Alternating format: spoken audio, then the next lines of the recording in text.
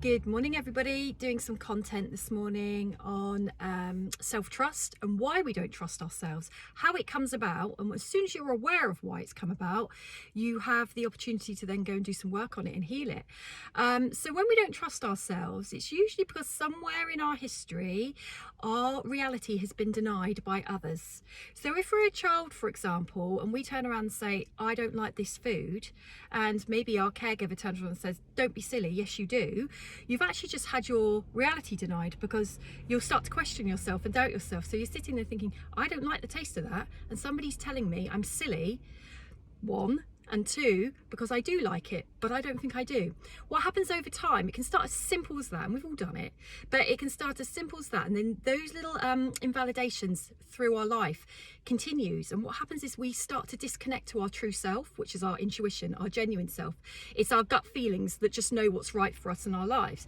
We start to question that, we start to doubt that, because we're being informed by those that mean a lot to us that what we're saying and thinking isn't true. So our reality gets denied, and then we go through life outsourcing our worth to others. So we outsource our worth to others, we outsource our beliefs, our feelings, we check with others. Is it okay for me to think this?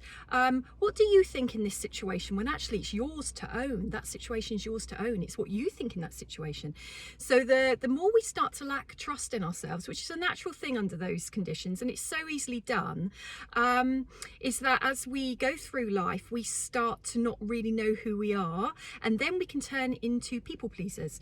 We please others because I'm okay if you're okay. How about I'm okay if I'm okay? But we start to base our worth, our beliefs, our every aspect of our survival on what others think about us. So you can see how we start to lose our self-perception, and it's a natural thing. It's painfully common, but once you understand what's going on, you can start to notice, where am I actually getting somebody else to tell me that I'm okay, or that what I think is okay, so that you can start to realign with your true self, your own intuition, your own feelings and thoughts and needs, and start to check in with yourself. What do I need regardless of others? Now that can be a big step, and it can be scary, because we might be so doubtful in ourselves, we might be so unconfident and so uncertain in knowing ourselves, that it feels far better to outsource all of ourselves to another person to tell us what's what. Well, what if they're having a bad day?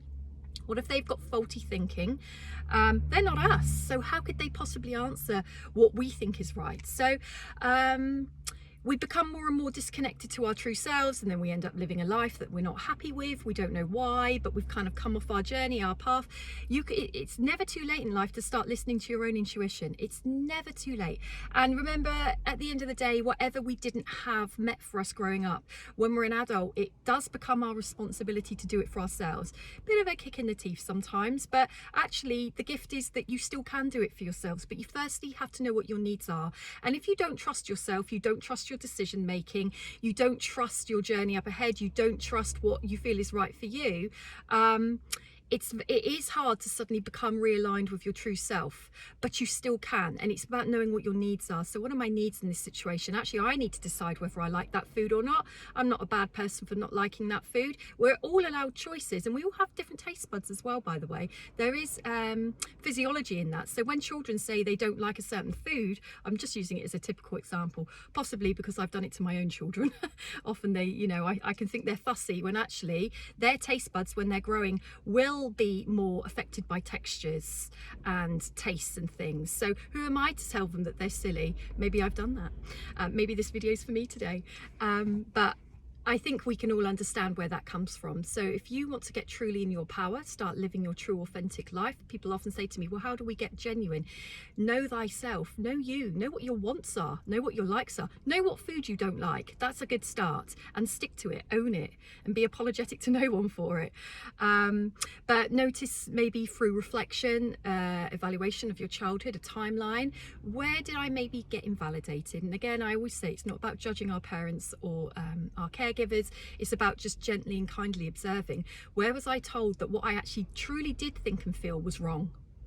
You might still be getting it in your adult life. As soon as you can start to notice that, you can then make a choice. I either give my power away, outsource my worth to someone else to tell me who I am and what I like and what I don't like, or I can sit there and observe it and go, but actually I'm sticking to my guns on this.